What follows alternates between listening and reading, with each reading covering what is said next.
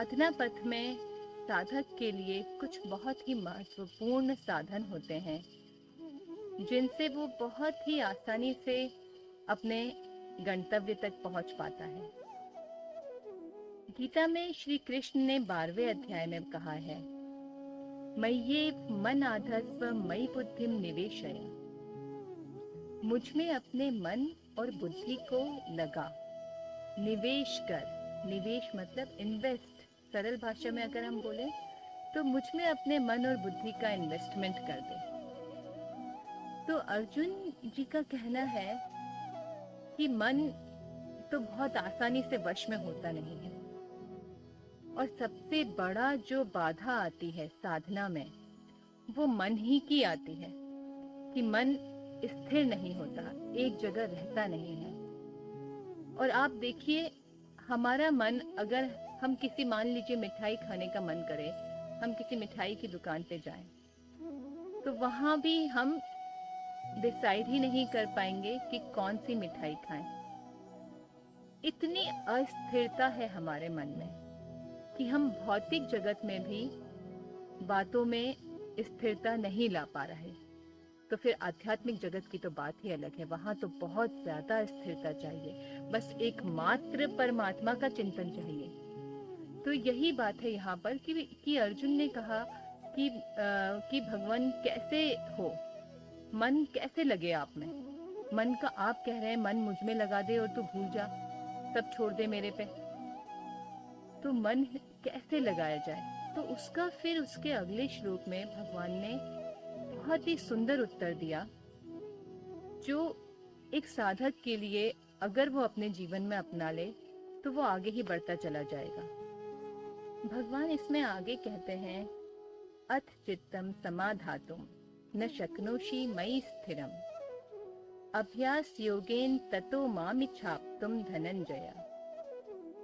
तू अभ्यास कर, मन को अभ्यास से स्थिर कर, और स्थिरता ही एकमात्र साधन है मन को मेरे में लगाने का। जैसा कि मैंने अभी बताया कि हम भौतिक जगत में भी स्थिर नहीं हैं, तो परमात्मा की तो बात ही क्या है। पर यहाँ पर बात ये होती है कि अगर हम कोई साधना कर रहे हैं, परमात्मा की तरफ मन को लगा रहे हैं, और वो बार बार अस्थिर हो रहा है, बार बार भाग रहा है, संसार की तरफ भाग रहा है, तो एकमात्र जो भगवान ने उसका साधन बताया वो बताया अभ्यास।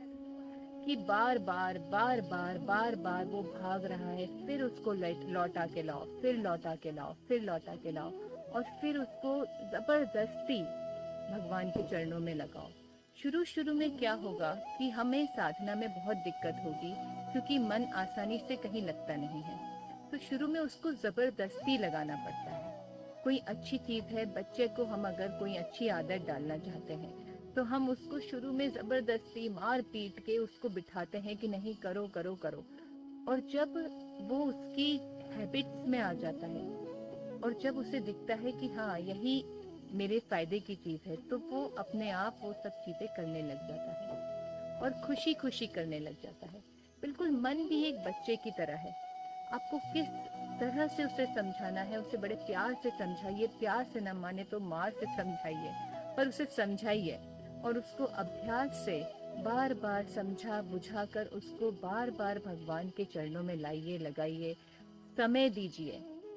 सबसे बड़ी चीज है, हमें स्थिरता से कोई काम करना है, स्थिरता लानी है तो उस चीज को आपको समय देना ही पड़ेगा। आप ये अगर सोचें कि आप एक पूरे 24 घंटे में 1 मिनट, 2 मिनट, 10 मिनट, 15 मिनट इतने से काम चल जाएगा, तो ऐसा नहीं है।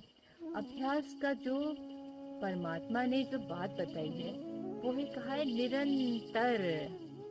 निरंतर मतलब लगातार अभ्यास, काफी समय तक। लोगों के जन्मों जन्म लग जाते हैं तब भी, लेकिन वो स्थितियों तक नहीं पहुंचते क्योंकि वो निरंतरता नहीं रहती। तो ये निरंतर वर्ड बहुत जरूरी है इसमें। और निरंतर का भी क्या तरीका, इसमें एक शब्द कहा जाता है जिसे हम कहते हैं तैल धारावत। तैल धारावत मतलब कि आपने कोई तेल की धार छोड़ी किसी बर्तन में भरने के लिए, तो आप देखिए उस धार में कहीं भी टूटन नहीं होगी, कहीं भी ब्रेक नहीं होगा, एक निरंतर एक प्रवाह जो भरता चलता है, उसे कहते हैं निरंतर ब्रह्म वैवृत्ति। हमारे उपनिषदों में जो लिखा है कि वो वृत्ति, वो जो एक परमात्मा की जो लौ है, वो लगातार आपकी लगी रहे। एक लगातार आपका जो मन है वो आप चाहे कोई भी काम कर रहे हो, आप बाहर का भी अपना काम कर रहे हैं, घर का काम कर रहे हैं, आप अपने रसोई में काम कर रहे हैं, चाहे ऑफिस में काम कर रहे हैं, पर आपका मन एक निरंतर परमात्मा के चरणों में लगा रहे, परमात्मा के ध्यान में लगा रहे, उसे है मन अर्पण करना परमात्मा के चरणों में। उसे कहते हैं जो भगवान ने कहा, मयि एव मन आधत्स्व मयि बुद्धिम निवेशय, मन और बुद्धि को मुझ में लगा। उसे कहते हैं मन को परमात्मा के चरणों में लगाना।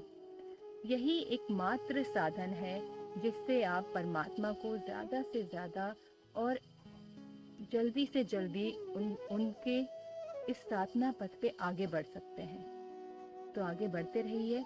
आप सबसे बहुत ही अच्छा लगता है बात करके। हम मिलते रहेंगे और भी आगे, और भी कई ऐसे बातों के साथ, कई ऐसे साधनों के साथ, जिससे कि साधक जो हैं वास्तव में जो परमात्मा को चाहते हैं वो आगे ही आगे बढ़ते जाए और उनका हम कुछ ना कुछ सहायता कर पाए। धन्यवाद। ओम प्रणाम।